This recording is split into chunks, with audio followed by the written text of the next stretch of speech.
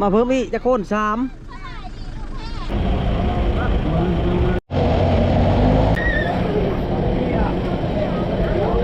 พี่น้องทางสปปลาวเตรียมปี้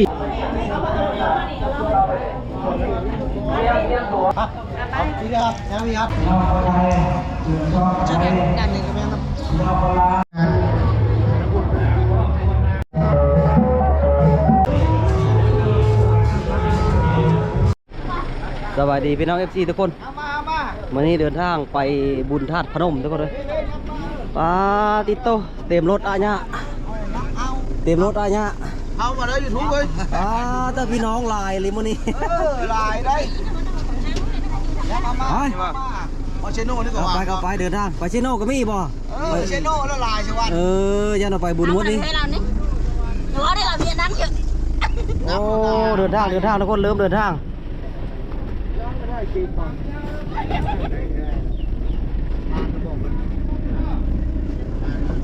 บ่าวยืนเนาะเขาทางครบอย่างเองมันนะครับเดี๋ยวไปนั่งเชื่อเนาะมีบ่นั่งมีแต่คันไม้เท่านั้นกราบป่ะพี่เอ้ยติโตอุ่นดีไปท่าพนมมาแล้วกะไปชวัน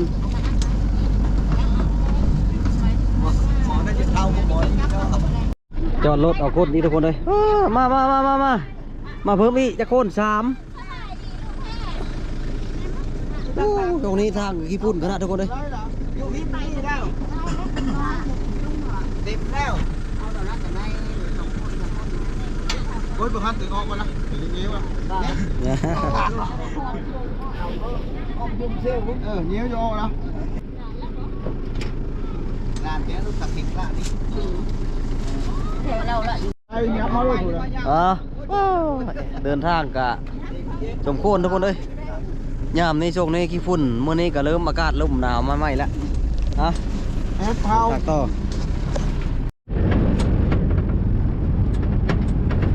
คนหลายทุกคนเลยบ่มีบอลนั่งท้ายยืนท้ายไปเลย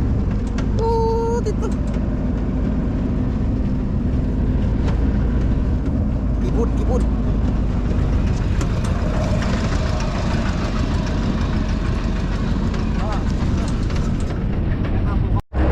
ตอนนี้ก็เดินร่างมาฮอดร่างยางทุกคนเลย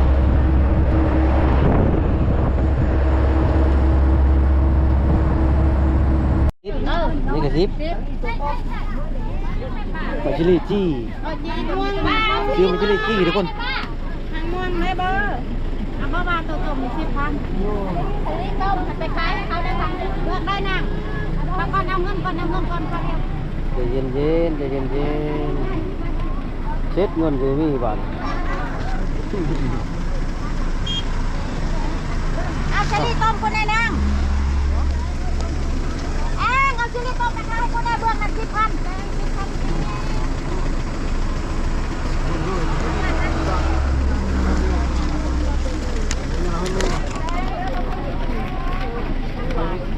ได้ผมได้ไปว่าเวลากันโม่ยักษ์โม่ดู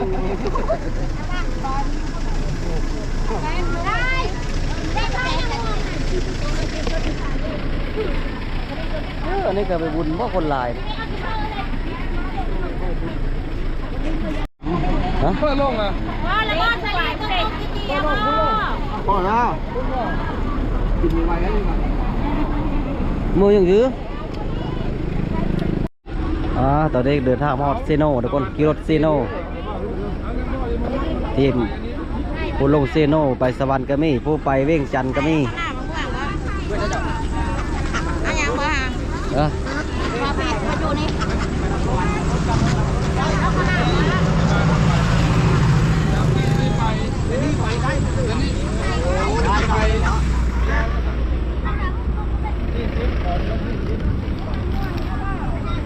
คือรถต่อทุกคนไปต่อเดินต่อคนก็เริ่มน้อยลงละ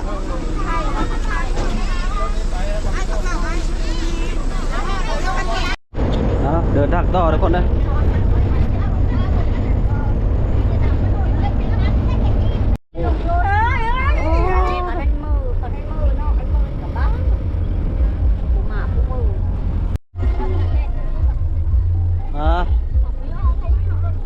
อดปัดนี้เนาะลุง เอาไปทำเชื่อแล้วเอาไหนไปป้าไปมาร ถหลายทุกคน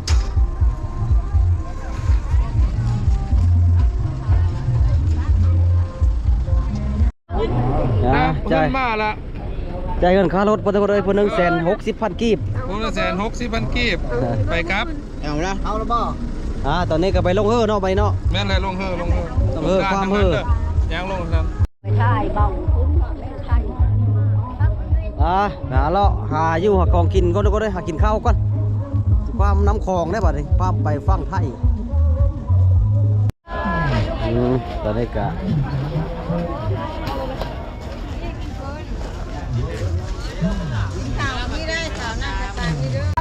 เอามาพี่น้องกินข้าวบาทเนี่ย มาพาได้กิน นี่โฮมพี่น้องหลายคนได้กินเลยปิ้งปลานิ่นตัวนึง70,000ทุกคนแล้วก็ปิ้งไก่ตำหุ่งหลายแนวนี่เรากินได้ปิ้งปลาดิเจอวันนี้มาคนเรานะ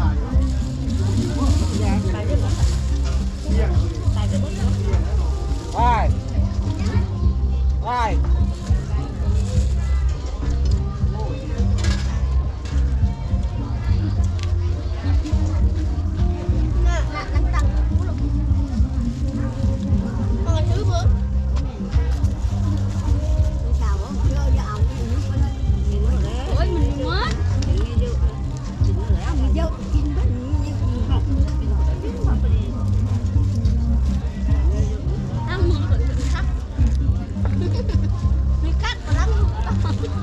ปิ้งปลานิ่นกินห้ามกิน วังตาถึงนี้ตาน้อยนะ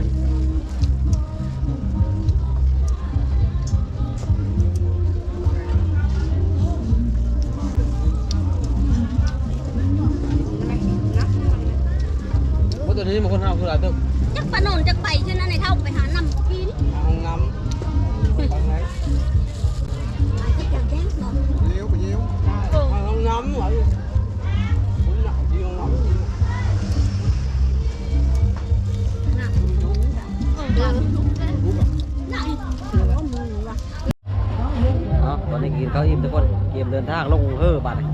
ความคลองไปธาตุพนมบาทตอนนี้ก็ซื้อปีทุกคน เอาเข้ามาพี่น้อง ซื้อปี หลังจากกินข้าวกินน้ำมีเหือมีแห้งแล้วและมีจุดประสงค์ที่ความไปดินไปเราไปเที่ยวในงานนมัสการองค์พระธาตุพนมวันนี้ก็ถือว่าเป็นมื้อที่6เลยพี่น้องเด้อในเวลาแต่3 วันเนาะ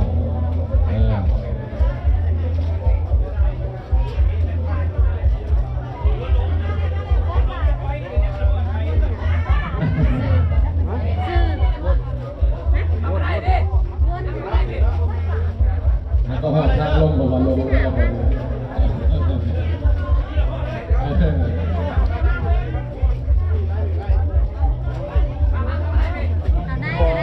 เดินไปน้องเด้อเปลี่ยนชื่อเปลี่ยนเบอร์โทรใส่ต้องเสื้อในเด้อโบลิงเด็กน้อยถ้าเกิดลงขึ้นมาเป็นการประสานหาทางของเราไงเนี่ย คนละใบ เอาเดี๋ยวพอเริ่มมันได้ชิ้นแทนมันหอนนะเด็กเข้ามาข้างในเดี๋ยวเข้ามาเป็นเราเข้ามา ไปตลอด ชื่อพี่เพื่อนทางนี้ได้พี่น้อง65ปักกี้ เดี๋ยวเข้ามา65,000 กีบบอกซื้อบอกบ้านเพิ่น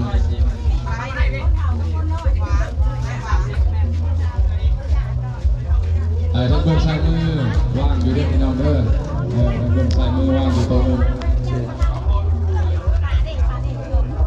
ซื้ออย่างไรซื้ออย่างไร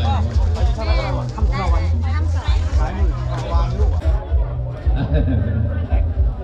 ซื้ออย่าง ผู้ใดได้มาได้ปีลงได้พี่น้องเพื่อเป็นกำลังใจออกสำหรับพี่น้องชาวไทยแท้ตัวที่ทางโลกได้พี่น้องเด้อรับประจานมัน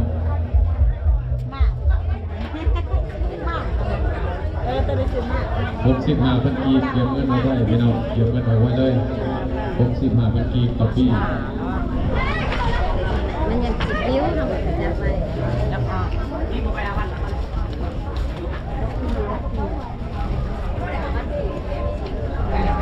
มาพี่น้องยับเข้ามาทางใน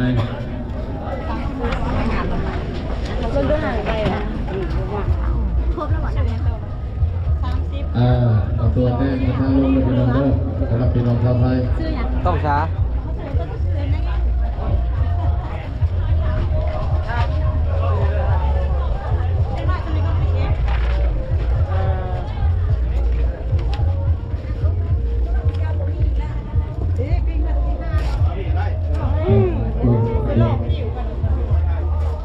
เดินทางทุกคนเดินทาง ฮัลโหล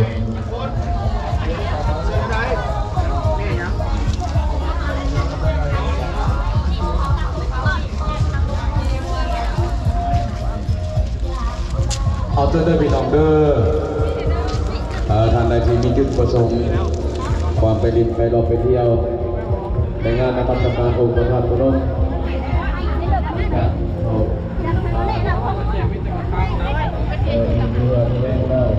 มาซื้อบัตรซื้อที่ก็มีได้พี่น้องผมคิดว่าบัตรพี่น้อง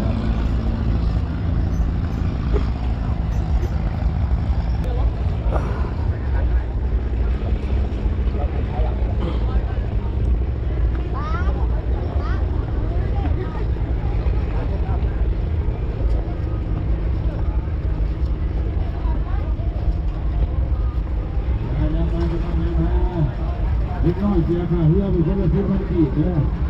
เล็กน้อยเล็กน้อยเอาคนละ10,000 กีบขอเรือหน่อยพี่ให้พี่ไว้พี่ไม่ได้พี่ไว้ก่อน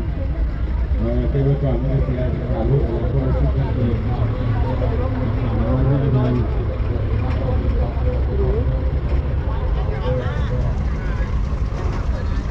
เสียแล้วนะยับไปลงไปเรือลงไปเรือจับเอาลูกเด้อยันลูกเด้อในเพลนะจับมาไง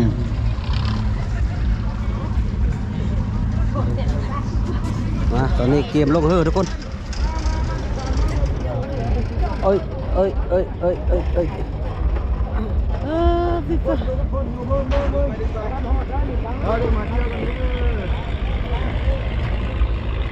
ปลาที่เฮือหลายเนาะ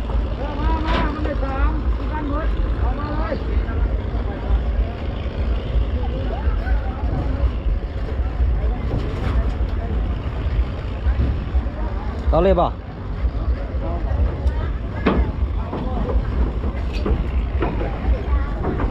ตึ๊บน้ำลายทุกคนเลย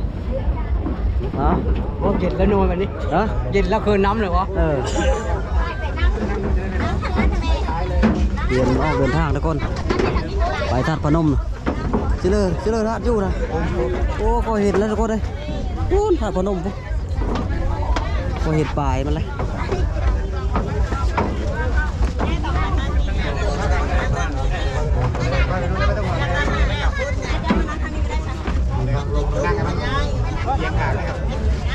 แป๊บเดียวเต็มทุกคนแป๊บเดียวเต็มเลยประมาณอยู่ประมาณทุกคน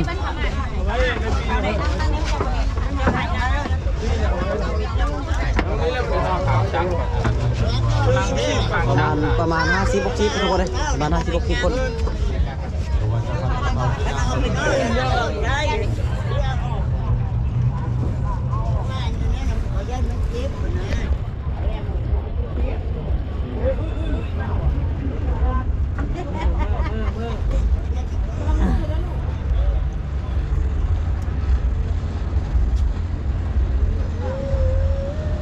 ที่เราไปความมองไหนวะนี่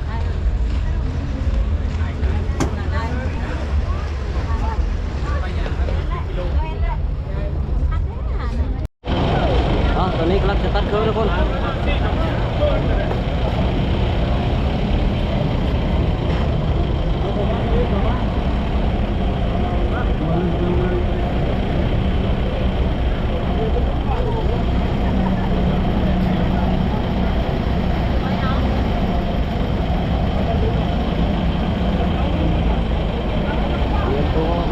เกมตัวเดินทาง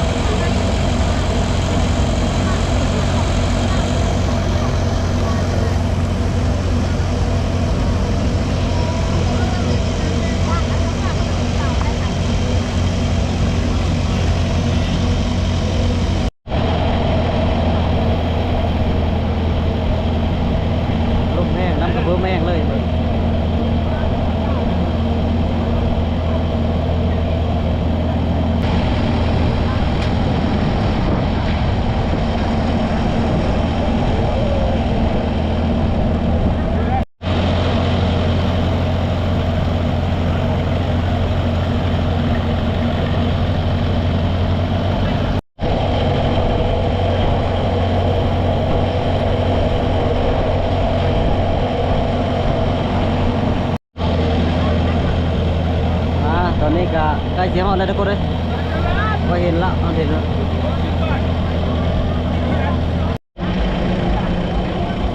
ตอนนี้ก็เดินทอดมาถึงแล้วทุกคน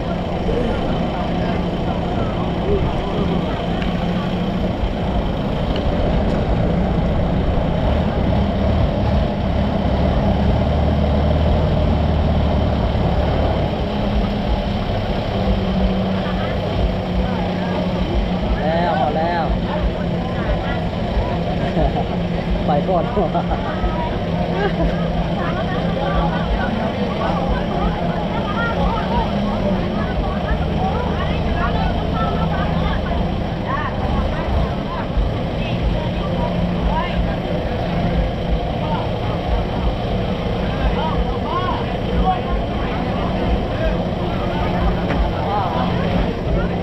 เดินทางขึ้นบัตร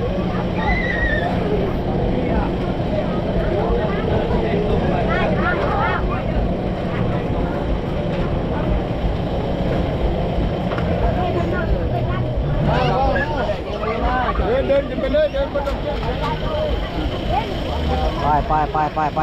ปเดินไปด้านบนนะครับ นะครับพี่น้องอยู่กันละว่าต้องอยู่แออัดกันบงโปงนะครับทั้งโปงยางขึ้นมาเลย มาถึงฝั่งไทยแล้วทุกคนเอ้ย เขาธงชาติไทยเด้อพี่น้องคนไทยเขาช่องธงชาติไทย ฮะ พี่น้องคนลาวเขาช่องธงชาติลาวเขาบ้านไผ่บ้านมันเด้อเงยหน้าจะหน่อยเบิ่งธงชาติก่อนเป็นธงชาติเขาบออย่าตัวเลยขึ้นมาลองเพลงชาติมาจบเลยเอาขึ้นเมื่อเลยลองมาจบแล้วส่งขึ้นเมื่อเลยไว้พอห้องกระโดดยักษ์ว่าบ้านเจ้าอาหารแซ่บๆไปยังต้องถามไปถึงกันหอยหรือว่าครัวหอยทำหุ้งคือแล้ววันนี้คือแล้ว เดินทางมาฮอด พี่น้องทางสปปลาวเตรียมปี้คนละใบเด้ออย่ารวมกันเด้อปี้คนละใบคนละใบคนละใบพี่น้องคนลาวโอ้ยลมแห้งเลย เตรียมปี้คนละใบคนละใบ มันเฮแล้วป่ย อยู่ในมีหน้ากากกระทอนคนในมีแว่นกระทอนมันสิสแกนแม่นาข้างบนถอดหมวกพร้อมบ่ถอดได้เกือบนะครับเดี๋ยวจะถอด คนที่ขึ้นมานะครับ เตรียมบัตรเรือให้ตรวจด้วยนะบัตรเรือบัตรท่องเที่ยวที่ เอา ตรวจ ให้ ครับ ให้พวกกาอะไรที่เราต้องสร้างกันละให้ทุกท่านถึงที่เลยโอ้ยท่านสมุทรพูด ขึ้นไปเข้าแถวดีๆเด้อขึ้นไปเข้าแถวอย่าให้ผู้นะครับเข้าแถวอย่าให้ใครคิวนะครับ บ่อยก่อนเดี๋ยวแล้วพี่ เข้าแถวอย่าให้คิวกันตัวนี้ก่อนเดี๋ยวเตรียมตัว เล่นเข้าไปเนี่ย เอาเลยมาเดี๋ยว เตรียมตัวเรือเตรียมบาตรให้เจ้าที่ตรวจไม่ต้องไปหาอยู่ข้างบนครับเตรียมให้พร้อม ว่าเดี๋ยวป้องว่าเดี๋ยวว่าเสียง เข้าช้า ครับพี่ครับยังมีครับ พี่น้องคนไทยถึงฟังธงชาติไทยด้วยครับเด้อพี่น้องคนไทยถึงฟังธงชาติไทยพี่น้องคนลาวที่มาในเรื่องที่มีหน้าเขาเป็นตัวนี้คนนั้นเขามีหลายวันขอต้อนรับพี่น้องทั้งฝั่งลาวและฝั่งไทยเด้อที่ตัวนี้มาไหว้พระธาตุเป็นมื้อที่ 6ของงานคนไทยถึงช่องธงชาติไทยเด้อพี่น้องคนไทยถึงช่องไทยพี่น้องคนลาวเขาช่องลาวเขาว่าไทยบ้านกันเป็นชาติหลักเด้อ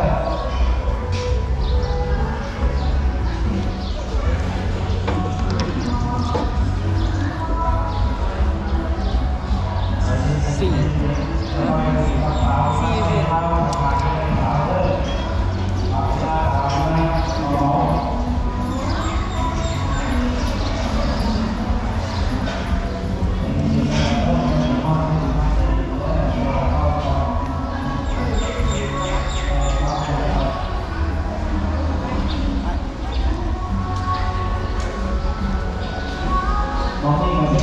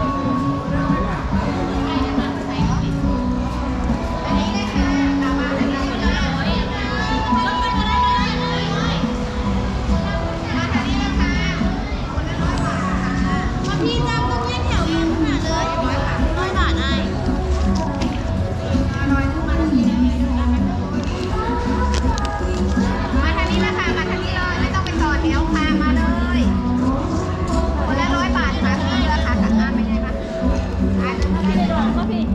เป็นเงินนี่เด้อกันนี่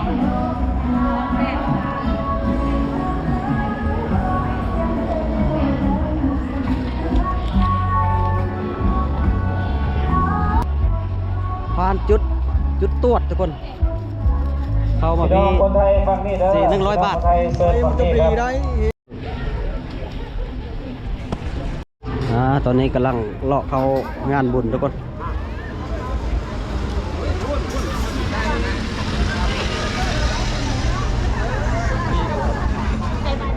โอ้ช้าง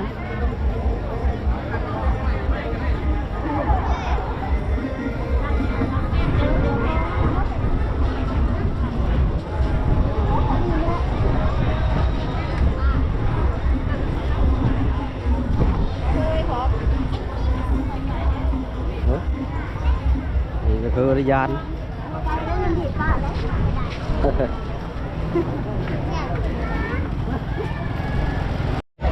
ตอนนี้คนหลายทุกคนเลยแต่เราไปทันห้าฮอดธาตุ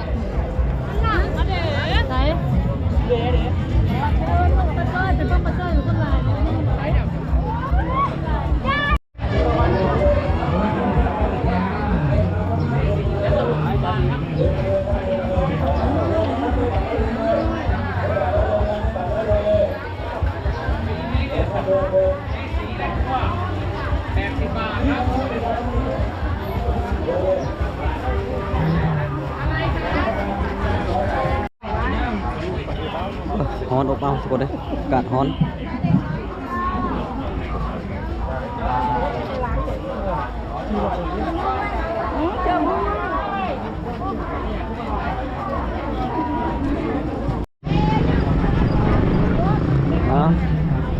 ยังไม่ทันฮอดวัดท่าพนมนี่ทุกคนได้ค่อยเห็นปลายแล้วที่คนเยอะจังเลยคนเยอะมากเลย ตรงนี้เป็นซุปของโรงเรียนแม่ปริยติธรรมนะครับใครมีลูกหลานที่จบป .6 หรือจบป .3 หรือเรียนข้างนอกแล้วไม่ไหวมันเล่นแต่เกมมันติดแต่มอเตอร์ไซค์มาฝากมาอยู่วันกี่เดือน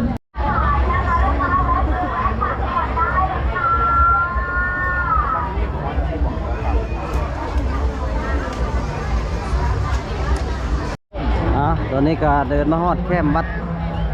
พระธาตุพนมทุกคนที่เพื่อจะมาฮอดวัดธรรมดาทุกคนคนเยอะ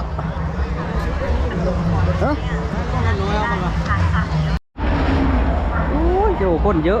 ลังรุดหลายๆคนโมมอยู่นี่ตอนนี้ก็เข้าในวัดทุกคนเข้าในวัดพระธาตุพนม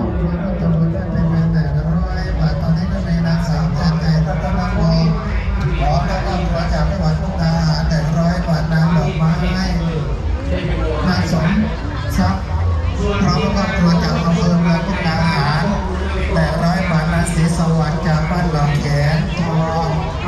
ตำบลหลองเหนีอำเภอตอนปานมุกดาหาร20 บาทภาษาเลวันแท่ทางพร้อมแล้วก็ขอ100 บาทนางมังกรจากแบบพันพร้อมแล้วก็ครัวตอนนี้ก็เอาดอกไม้ไปไหว้พระธาตุพนมทุกคนเป็นเสนาบูชาเอาดอกไม้ทุกคน100 บาทนางเงินทองคำหลวงขอขอบคุณ100 บาทนางเงินสมัยจากนครหลวงเวียงจันทร์สปป.ลาว100 บาทประกาศหานายบุญชูศรีพิรมประกาศหานายบุญชูศรีพิรมอยู่ใส่น้องนายบุญชูศรีพิรมให้มาหาลูกสาวที่รวยให้มาหาลูกสาวที่คล้องใหญ่เด้อออกแนวผู้หลักการติดเหนือของพระธาตุพนมงานทั่ว50 เมตรไม่เกิน50 เมตรนายบุญชูศรีพิรมเด้อไปหาลูกสาวด้วยที่คล้องใหญ่ด้านที่เหนือตอนนี้ลูกสาวรออยู่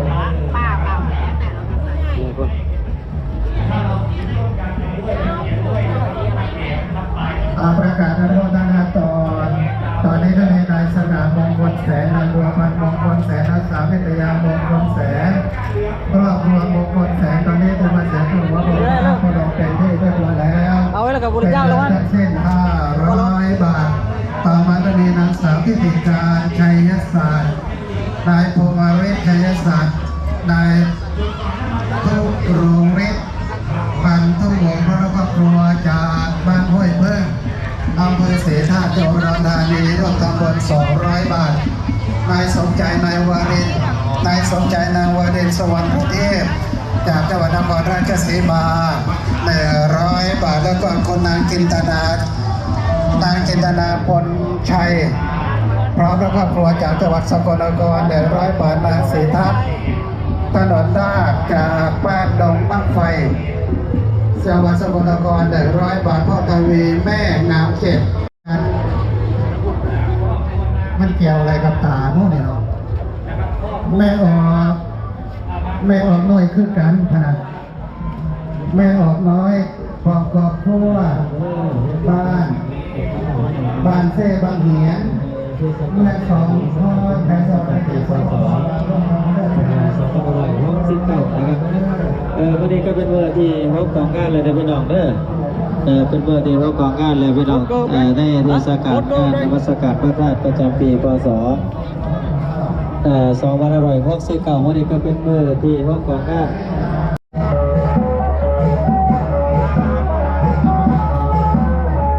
ขยับเข้ามาเต็มเลย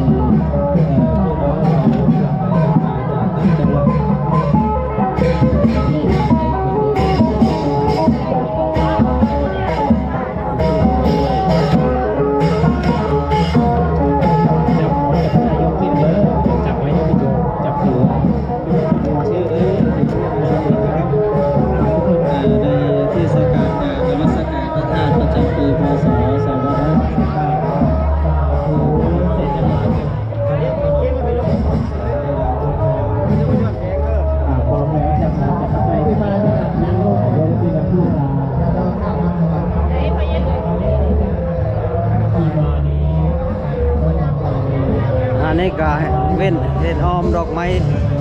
ตัดออมตะพนนแล้วก็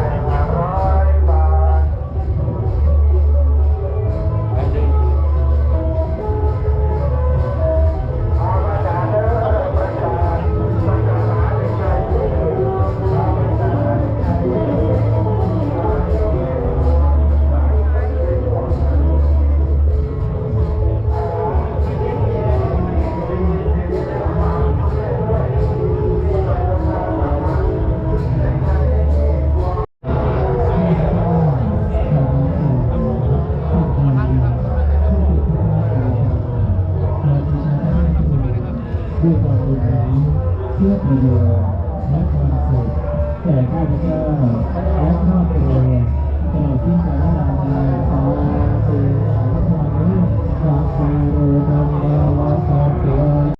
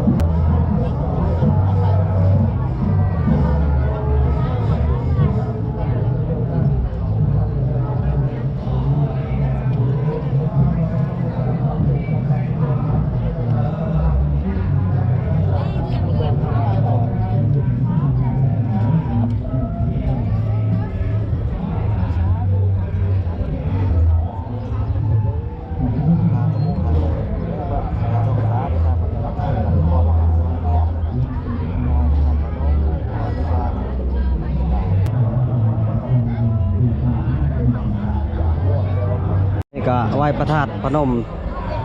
เสร็จเรียบร้อยทุกคนนะก็จะเดินทางหาเลาะงานบุญนะแล้วก็